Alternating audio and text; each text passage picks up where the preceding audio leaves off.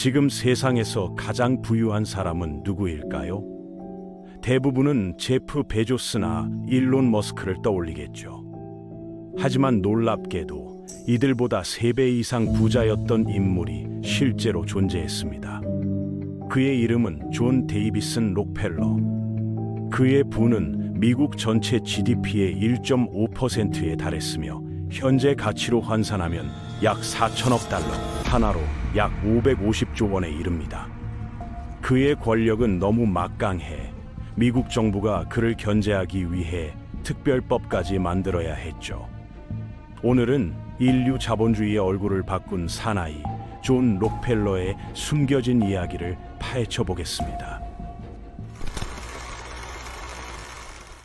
많은 사람들은 록펠러를 단순히 석유왕으로만 기억하지만 그의 이야기는 훨씬 더 복잡하고 흥미롭습니다. 그는 어떻게 평범한 농촌 소년에서 미국 역사상 가장 강력한 인물 중 하나가 되었을까요? 그리고 왜 그의 후손들은 지금까지도 세계 정치와 경제에 막대한 영향력을 행사하고 있을까요?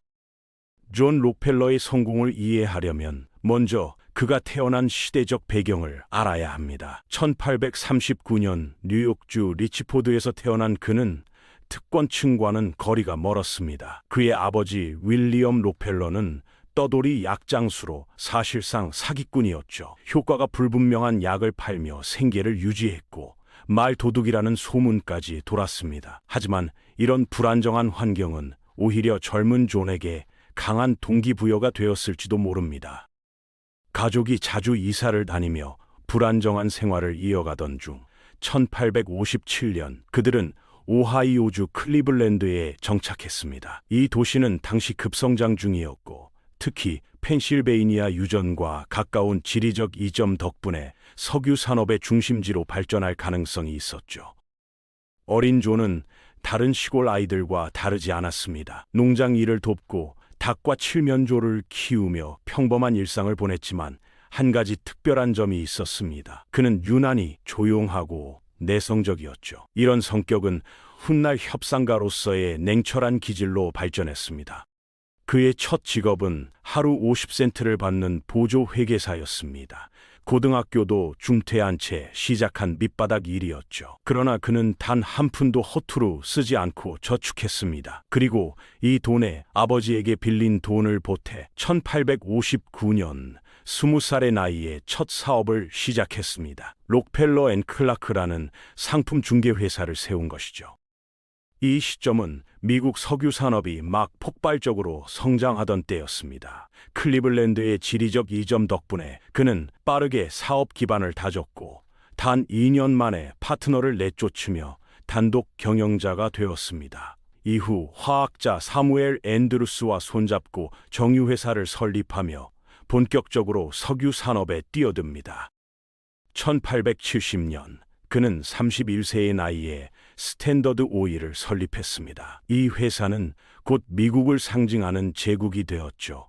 록펠러는 석유를 단순한 연료가 아닌 미래의 금으로 봤습니다. 탐사보다 안정적인 정제 분야에 집중했고 철저한 비용 절감과 효율성 극대화를 통해 경쟁자들을 하나둘 무너뜨렸습니다. 하지만 그의 성공 뒤에는 냉혹한 전략이 숨어 있었습니다. 1872년 불과 석 달 만에 클리블랜드의 경쟁업체 26개 중 22개를 인수하거나 파산시켰습니다. 역사의 클리블랜드 대학사로 기록된 사건이죠. 그는 철도 회사와 독점 운소 계약을 체결해 비용을 낮추고 심지어 경쟁사들이 운송할 때마다 리베이트를 챙겼습니다. 이런 무자비한 확장은 결국 반발을 불러왔습니다. 대중의 분노가 정치권을 움직였고 1890년 셔먼 독점금지법이 제정되며 그의 제국에 균열이 생겼습니다. 언론도 가만히 있지 않았죠. 탐사기자 아이다 타벨이 스탠더드 오일의 비윤리적 행태를 폭로하면서 록펠러는 탐욕의 상징으로 몰리게 됩니다.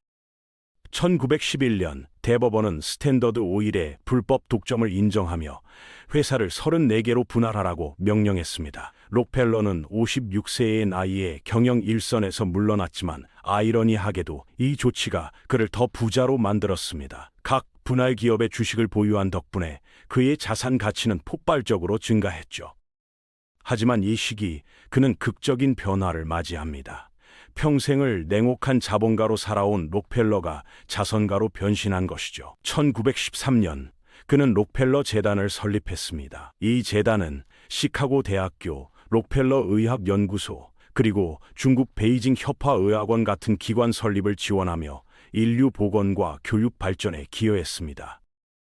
그의 자금은 수막염과 황열병 백신 개발에도 결정적인 역할을 했고, 미국과 유럽의 공중보건 체계를 근본적으로 바꿨습니다. 1918년 존스 호킨스 대학교, 1921년 하버드 대학교에 공중보건대학원이 설립된 것도 그의 후원 덕분이었죠. 그의 재단은 이후 농업혁신에도 뛰어들었습니다. 녹색혁명이라 불린 이 운동을 지원하며 개발도상국의 식량 생산량을 비약적으로 늘렸고 수억 명의 생명을 구한 것으로 평가받습니다. 당시 미국 정부보다 더 많은 해외 원조를 했다는 기록도 남아 있습니다. 1912년 록펠러는 생전 재산 약 9억 달러 중 5억 5천 달러, 한화로 약 7,400억 원을 자선 사업에 기부했습니다. 그가 세상을 떠날 때 남은 재산은 2,600달러, 한화로 약 350억 원에 불과했죠. 물론 그의 자선 활동이 모두 순수한 선의에서 비롯된 것인지는 여전히 논란입니다. 세금 절감, 이미지 세탁, 사회적 영향력 유지 등 여러 의도가 복합적으로 작용했을 수도 있죠. 하지만 한 가지 분명한 건 그가 남긴 유산의 실질적 영향은 결코 작지 않았다는 사실입니다. 오늘날 록펠러 가문은 여전히 막강한 존재감을 유지하고 있습니다. 포브스 기준으로 그들의 순자산은 110억 달러, 한화로 약 1조 5천억 원에 달하며 200명이 넘는 후손 대부분이 여전히 금융, 정치, 자선 분야에서 활동하고 있죠. 이들은 부를 단순히 보유하는 것을 넘어 체계적으로 관리하고 보존하는 시스템을 만들었습니다. 바로 패밀리 오피스 개념의 탄생이죠. 1882년 록펠러가 설립한 이 기관은 세계 최초의 패밀리 오피스로 가족의 자산, 투자, 교육, 자선 활동을 통합적으로 관리했습니다. 심지어 결혼이나 후손 교육까지 관리 범위에 포함됐죠. 그들의 부관리 전략의 핵심은 취소 불가능한 신탁 제도였습니다. 상속인들이 함부로 변경할 수 없고 세금이나 채권자의 압류로부터 자산을 보호할 수 있는 구조였죠. 록펠러는 1934년과 1952년에 각각 자녀들을 위한 신탁을 설립했는데 이 신탁들은 지금까지도 가족의 부를 보호하고 있습니다. 또 하나 흥미로운 점은 이른바 폭포수 개념이라고 불리는 생명보험 전략입니다. 한 세대가 다음 세대로 부를 넘길 때 세금을 무기한 연기할 수 있는 구조로 사실상 세대 간 부의 흐름을 끊기지 않게 만드는 장치였죠. 예를 들어 조부모가 손자녀를 위해 생명보험에 가입하면 그 보험의 수익금이 손자녀에게 세금 없이 이전되고 다시 그 손자녀가 다음 세대의 수혜자를 지정하는 방식이었습니다. 이런 정교한 시스템 덕분에 록펠러 가문은 수세대가 지나도 여전히 막대한 부를 유지하고 있습니다. 실제로 이 모델은 오늘날 세계 주요 부 가문들의 자산 설계에 벤치마킹되고 있죠. 정치적 영향력 또한 여전했습니다. 넬슨 록펠러는 미국 부통령을 지냈고 제2 록펠러는 웨스트버지니아주에서 30년 넘게 상원 의원으로 활동했습니다. 이 가문은 수십 년간 미국의 권력 중심부에 자리 잡으며 정책 결정에 은밀한 영향력을 미쳐왔죠.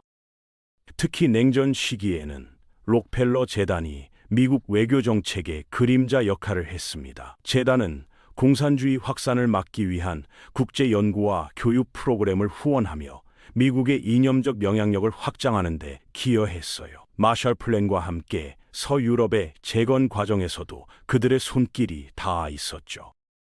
오늘날에도 록펠러 재단은 세계보건기구, 세계은행, 다보스 포럼 같은 국제기구와 긴밀히 협력하고 있습니다. 백신 개발, 기후변화 대응, 농업 혁신 등 다양한 프로젝트를 통해 인류 발전에 기여하고 있지만 일각에서는 여전히 보이지 않는 제국의 지속이라는 비판도 존재합니다.